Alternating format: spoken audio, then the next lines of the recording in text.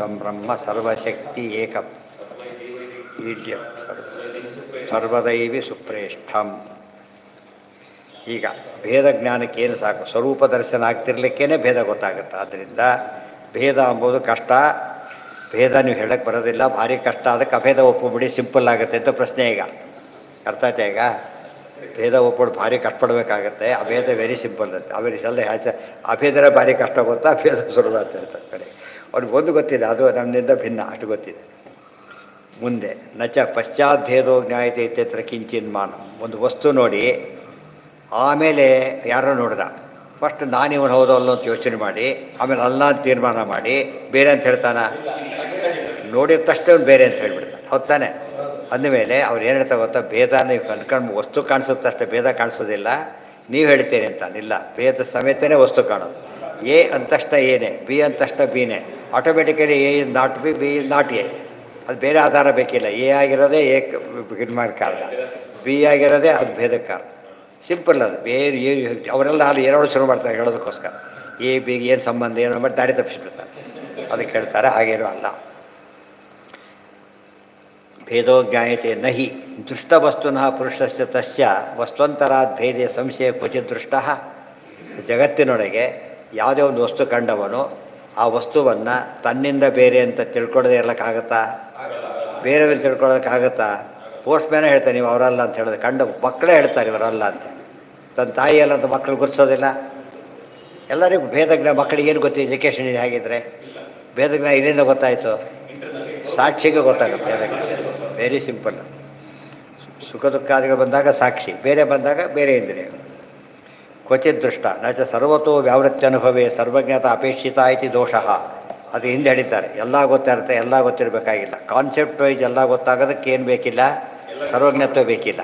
ಇದು ಒಂದಿಷ್ಟು ಸರ್ವಜ್ಞತ್ವ ಆದರೂ ಕೂಡ ಆ ಸರ್ವಜ್ಞತ್ವ ಅಲ್ಲ ಇದು. ಆ ಸರ್ವಜ್ಞತ್ವ ಅಂದರೆ ಏನು, ಜನರಲ್ ತಿಳ್ಕೊಳ್ಳೋ ಸರ್ವಜ್ಞತ್ವ ಅಲ್ಲ, ಇನ್ ಡೆಪ್ತ್ ತಿಳ್ಕೊಂಡ ಸರ್ವಜ್ಞ. ಕ್ಲಾರಿಟಿ 100% ಇರಬೇಕು ಪ್ರತಿಯೊಂದ್ರ ಬಗ್ಗೆ. ಎಷ್ಟು ಗೊತ್ತಿದ್ದು ಅದ್ರ ಬಗ್ಗೆ ಸರ್ವಜ್ಞತ್ವ ಸರಿ. ಎಲ್ಲ ಸರ್ವಜ್ಞತ್ವ ಶಬ್ದಕ್ಕೆ ಒಂದು ಸರ್ವಜ್ಞತ್ವ ಅಲ್ಲ, ಎಲ್ಲವನ್ನೂ ತಿಳಿಬೇಕು, ಇರೋದೆಲ್ಲ ತಿಳಿಬೇಕು, ಅದು ನಿಸ್ಸಂಶಯವೇ ತಿಳಿಬೇಕು. ಅದು ನಮಗೆ ಅದು ಅನುಭವ ಬಂದಿದೆಯಾ? ಅದು ಇಲ್ಲ. ಸಾಮಾನ್ಯತಃ ಸರ್ವಸ್ಯ ಸರ್ವೈರಪಿ ಜ್ಞಾತತ್ವ.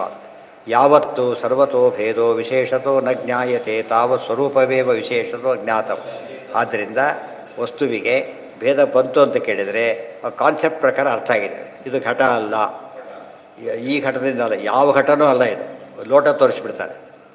ದಮ್ಮನೆ ಘಟ ಇದಲ್ಲ ಅಲ್ಲ, ಯಾವ ಘಟನೂ ಇದಲ್ಲ. ಯಾಕೆ? ಘಟನೆ ಆಗಿಲ್ಲ. ಅಲ್ಲ, ಎಲ್ಲ ಮನೆ ಗಡಿಗೆ ನೋಡಿದ್ಯಾ ನೀನು ಅಂದರೆ, ಎಲ್ಲ ಮನೆಗಳು ಬಿಲ್ಲ ಅಂತ ಹೇಳ್ತೀವಿ, ಎಲ್ಲ ಗಡಿಗೆ ನೋಡಿದ್ಯಾ ಅಂತ ಕೇಳಿದರೆ ನನಗೆ ಎಲ್ಲ ಗಡಿಗೆ ನೋಡಿಲ್ಲ, ಗಡಿಗೆ ಏನೋ ತನಕ ಗೊತ್ತಿದೆ ಅಂತ ಹೇಳ್ತಾರೆ. ಗಡಿಗೆ ಏನಂತೂ ಗೊತ್ತಿದೆ, ಅದೇ ಕಾನ್ಸೆಪ್ಟ್ ಅರ್ಥ ಮಾಡ್ಕೊಂಡು. ಎಲ್ಲ ಗಡಿಗೆ ನೋಡಿ ಮಾತಾಡೋದಲ್ಲ ಶಬ್ದ, ಒಂದೇ ಗಡಿಗೆ ಎಲ್ಲ ತಿಳ್ಕೊಳ್ಳೋದು ಕಾನ್ಸೆಪ್ಟ್. ಇವತ್ತು ಕಾನ್ಸೆಪ್ಟ್ ಸ್ಟಡಿ ಮಾಡಿದರೆ ನಿಜವಾದ ಸ್ಟಡಿ ಅದು. ಶಬ್ದ ಸ್ಟಡಿ ಮಾಡಿದರೆ ನಾಳೆ ಮೋಸ ಆಗ್ಬೋದು, ಕಾನ್ಸೆಪ್ಟಲ್ಲಿ ಮೋಸ ಆಗೋದಿಲ್ಲ.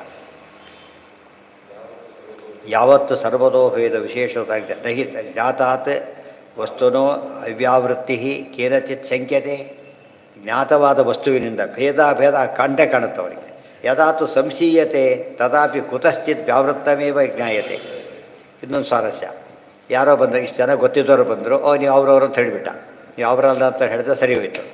ಹೊಸಬ ಬಂದ, ಅವ ಏನು ಮಾಡ್ತಾನೆ, ಅಲ್ರಿ ಹೊಸಬ ಈಗ ಬಂದಿದ್ದಾನೆ, ಭೇದ ಹೆಂಗೆ ಗೊತ್ತಾಗುತ್ತೆ ಅಂತ ಕೇಳ್ತಾನೆ. ಈಗ ಬಂದಿದ್ದಾನೆ ಅಷ್ಟೇ, ಗೊತ್ತಿರೋ ನೋಡಿದರೆ ಭೇದ ಗೊತ್ತೆ. ಈಗ ಬಂದವ್ರು ಹೇಗೆ ಗೊತ್ತಾಗುತ್ತೆ ಅಂದರೆ ಇವರೆಲ್ಲರಿಂದ ಭಿನ್ನ. ಅದು ಹೇಗೆ ಗೊತ್ತಾಯ್ತು ಅವನಿಗೆ? ಕೇಳೋದ್ರಿಂದಲೇ ಗೊತ್ತಾಯ್ತು. ಕೇಳ್ತಾ ಇದ್ದಾನೋ ಇವನು ಯಾರು ಅಂತ ಕೇಳ್ತಾನೆ. ಅವ್ರನ್ನ ಯಾಕೆ ಕೇಳಿದ್ರೆ, ನನ್ನ ಯಾಕೆ ಕೇಳಿದ್ರಿ ಅಂತ ಕೇಳಿದರೆ ಅವ್ರು ಗೊತ್ತಿದ್ದಾರೆ, ಗೊತ್ತಿಲ್ಲ ಅದಕ್ಕೆ ಕೇಳಿದ್ರು. ನೋಡಿ, ಕೈ ಕಾಲೆಲ್ಲ ಒಂದೇ ರೀತಿ ಇಲ್ವ ಅಂತ ಕೇಳಿದರೆ ಇಲ್ಲ, ಅದಲ್ಲ, ನೀವು ಯಾರು ಅಂತ ಗೊತ್ತಾಗಲಿಲ್ಲ. ಎದರಿಂದ ನಿಮ್ಮ ಆಕಾರ ಗೊತ್ತಾಯ್ತು ಅಷ್ಟೇ, ಯಾರು ಅಂತ ಗೊತ್ತಾಗಲಿಲ್ಲ. ಅದಕ್ಕೆ ಆಗಮನೇ ಬೇಕು, ಕಣ್ಣಿಗೆ ಕಾಣೋದಿಲ್ಲ. ಇವ್ರ ಹೆಸರು ಯಾರ್ಯಾರು ಹಾಗೆ ಹೇಳಿಬಿಡ್ತಾರೆ, ನಿಮ್ಮ ಹೆಸರಿದು ಅಂಥೇಳಿ. ಅದಕ್ಕೆ ಆಗಮ ಬೇಕು. ಅವನ ಆಕಾರ ಕಾಣಲಿಕ್ಕೆ ಕಣ್ಣು ಬೇಕು. ಅಲ್ಲಿ ಮಾತು ಬರೋ ತನಕ ನಮಗೆ ಕಿವಿ ಇರಬೇಕು ಫಸ್ಟ್. ಅದು ಹೆಸರು ಪ್ರತ್ಯಕ್ಷ ಅಂದ್ರೂ ಕೂಡ ಎಷ್ಟೆಷ್ಟು ಗೊತ್ತಿರಬೇಕು. ಆ ದೃಷ್ಟಿಯಲ್ಲಿ ಎಲ್ಲ ಗೊತ್ತಿರೋರು ಯಾರೂ ಇಲ್ಲ, ಆದರೆ ಏನೂ ಗೊತ್ತಿಲ್ಲದವರು ಯಾರೂ ಇಲ್ಲ. ಅಷ್ಟು ತಿಳ್ಕೊಳ್ಳೋ ಶಕ್ತಿ ಎಲ್ರಿಗೂ ಇದೆ. ಏನ? ಹೌದು ಹೌದು ಹೌದು.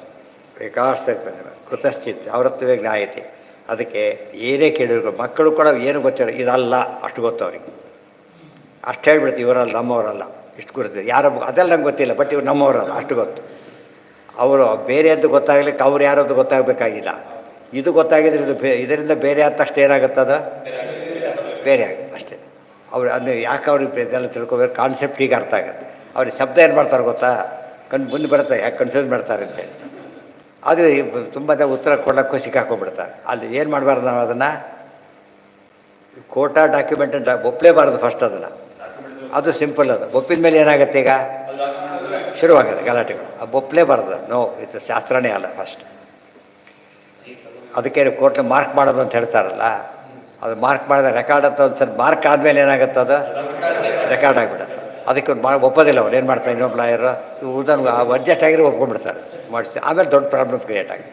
ಅದು ಸಾಧ್ಯ ಇಲ್ಲ ಅಂತೇಳಿ ಇದು ರೆಕಮೆಂಡ್ ಇಲ್ಲ ರೆಕಮೆಂಡ್ ಇದೇ ಡಾಕ್ಯುಮೆಂಟೇ ಅಲ್ಲ ಒಪ್ಪೋದಿಲ್ಲ ಅಂತ ಹೇಳ್ತಾರೆ. ಆಗ ಬಿಟ್ಟುಬಿಡ್ತಾರೆ. ಅದ್ರ ಮುಂದೆ ಅವನು ಏನು ಮಾಡಬಾರ್ದು ಅದನ್ನು ಕೋರ್ಟ್ ಮಾಡಬಾರ್ದು ಆಧಾರ ಕೋರ್ಟ್ ಮಾಡೋಕ್ಕೆ ಹೋಗಬಾರ್ದು. ಒಪ್ಪಿಲ್ಲ ಅಂತ ಹೇಳಿದ್ರಿಂದ ಗೀತಾ ಒಪ್ತೀಯೇನಪ್ಪ ಒಪ್ಪಿದ್ದೇನೆ ಕೋರ್ಟ್ ಮಾಡ್ಬೋದು. ಗೀತಾ ಒಪ್ಪಿಲ್ಲ ಮೇಲೆ ಗೀತಾ ಒಪ್ಪಿ ಹೇಳಿ ಉಪಯೋಗ ಅವನಿಗೀಗ ಅರ್ಥ ಆಯ್ತಾ. ಆ ಅರ್ಥದಲ್ಲಿ ಡಾಕ್ಯುಮೆಂಟ್ ನೋಡೋ ವ್ಯಕ್ತಿ ಇರುತ್ತೆ ಅದೆಲ್ಲ ನಾಳೆ. ಅಥವಾ ವ್ಯಾವೃತ್ತಿರೇವ ಸ್ವರೂಪಂ. ಸೊ ಭೇದ ಅಂಬುದು ಸ್ವರೂಪನೇ ಹೊರತು ಏನಲ್ಲ ಉಪಾಧಿಕವಾದದ್ದಲ್ಲ. ಔಪಾಧಿಕ ಭೇದವಾದ ಮಾತ್ರ ಏನು ಮಾಡಬೇಕು ಅದಕ್ಕೆಲ್ಲ ಉಪಾಧಿ ಹುಡುಕಿ ತೋರಿಸ್ಬೇಕಾದ್ರೆ ಹಾಂ ಆಗತ್ತಾಗತ್ತೆ.